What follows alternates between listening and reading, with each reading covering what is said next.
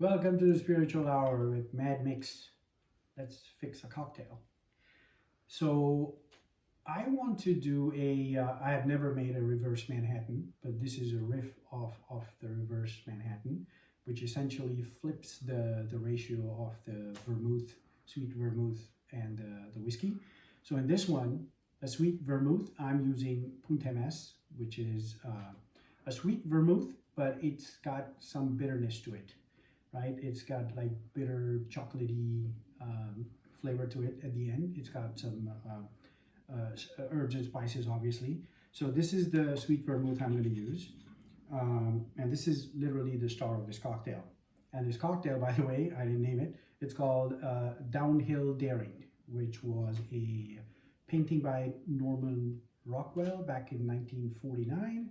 I don't know why the name is Downhill Daring. I mean, I know why it is on the painting because they're just sledding down on the hill. But I don't know about this drink. We'll find out whether the drink makes me go downhill or what. So 1.5 ounce of the Punt.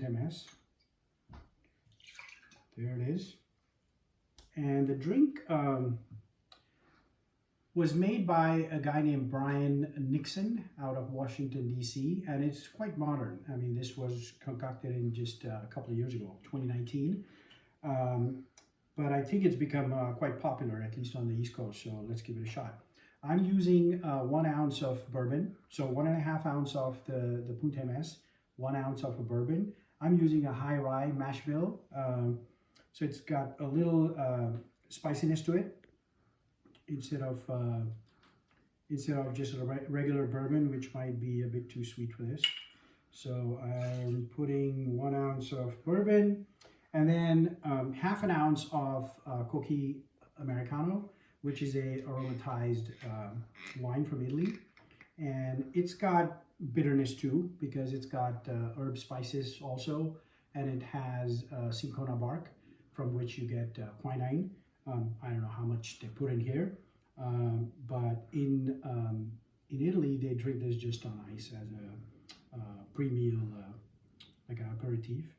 So this would be about 1/2 ounce of Cocchi Americano, and then a little bit sweet Benedictine. This is also herbaceous. We got all kinds of herbs going in here. Just a 1/4 ounce of the Benedictine. And I think we maybe talked about this before, that cocktails usually have 4 ingredients. Some sweetness, obviously spirit, some bitters, which we got through here, and I'm going to throw in Angostura, and then the last ingredients is usually water or ice, right?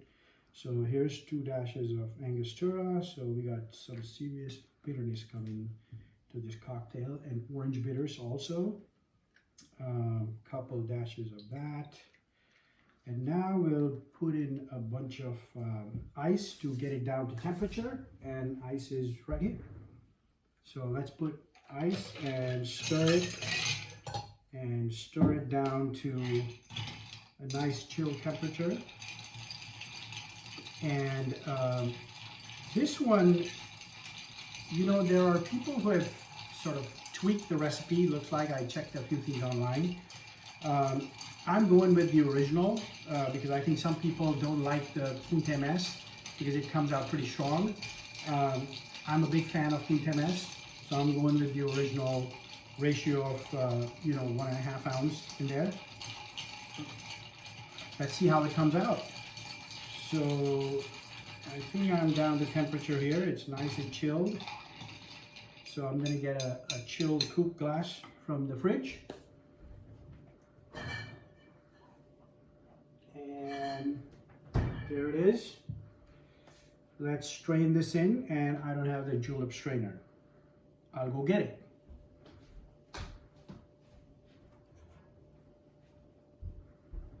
So here is the julep strainer. Let's get this into a nice chilled glass. I already love the color. It is looking beautiful. There we go. And then for a zest, because we have orange bitters, it calls for orange zest. So let's see if we got a decent enough orange here. No, it's not. This one is not as good as it's supposed to be. So maybe the oils are not going to come out. There's a little bit. And let's do that. The oil's over there. And I don't like this, but I'm going to dunk it in there. There is the downhill daring. And let's see all these, a lot of ingredients here, how it came out. So cheers.